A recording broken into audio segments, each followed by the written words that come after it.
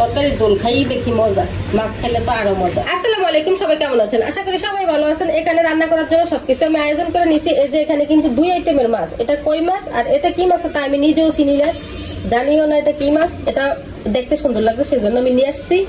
আর মাছটার কিন্তু এমনিতে গ্রান অনেক, কাটার সময় মনে হয় একটা ইলিশ মাছের গ্রান আসছে, কিন্তু এটা কিন্তু ইলিশ মাছ না, ইলিশ মাছের বাচ্চাও না। এটা কি মাছ তা আমি নিজেও জানি না।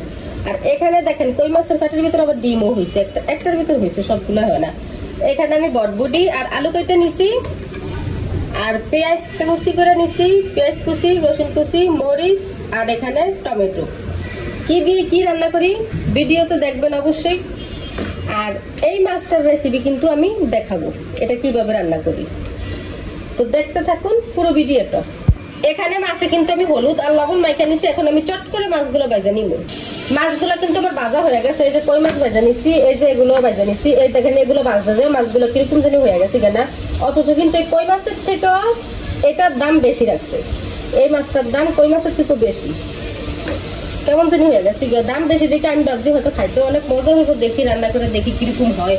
আর এখান দিয়ে কিন্তু বটবটির তরকারি আমি বসিয়ে দিতেছি। এই যে মশলাটা কষিয়ে নিছি, এখন বটবটিটা দিয়ে দিলাম। বটবটিটা একটু নাড়াচাড়া দিয়া পরে এটা ওই চুলে রেখা এখানে বসাই দিব ওই যে ওই ছোট মাছগুলো।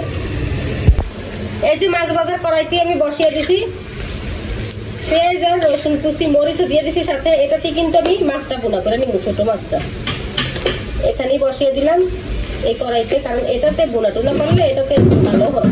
পেঁয়াজ রসুন ভাজা হয়ে গেছে গা, এখন আমি টমেটোটা দিয়ে সামান্য একটু পানি দিয়ে দিব সাথে। এই যে একটু পানি দিয়ে দিলাম, এখন হলদির গুঁড়ো মরিচের গুঁড়ো দিয়ে দিব। এই যে হলদির গুঁড়ো দিলাম 1 চামচ, হয়ে গেছে আবার একটু। এই যে মরিচের গুঁড়ো দিয়ে দিলাম 1 চামচ, যেহেতু আমি কাঁচা মরিচ দিছি তার জন্য কিন্তু আমি মরিচের গুঁড়ো কম দিছি, 1 চামচ দিছি। এই যে লবণ দিয়ে দিলাম 1 চামচ, যেহেতু এটা বোনা তরকারি আবার একবারে শুকনো শুকনো করবো অল্প পরিমাণে, সেই জন্য আমি লবণও অল্প দিলাম। আর এখানে কিন্তু আমি কোনো মশলা দেই না, জিরা বাটাও দেই না, রসুন বাটাও দেই না। রসুন কিন্তু আমি কুচি দিছি, এমনিতে বাটা দিই না, কারণ এগুলো ছোট মাছ আর মাছের কিন্তু গ্রান অনেক, সেজন্য আমি কোনো মশলা দিই না। গ্রানালা মাছে মশলা না দিলেও চলে, মাছটার গ্রান এমনি ইলিশ মাছের মতো গ্রান।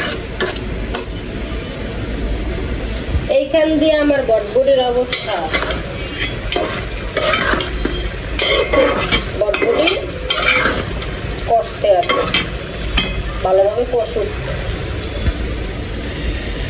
এই যে এখান দিয়ে এগুলা কিন্তু আমার কষানো হয়ে গেছে গা, এখন আমি ঝোল দিয়ে দিব। আর এই যে টমেটোটা দেখেন আমি কিন্তু গালা গালা করে দিচ্ছি টমেটোটা, দেখছেন?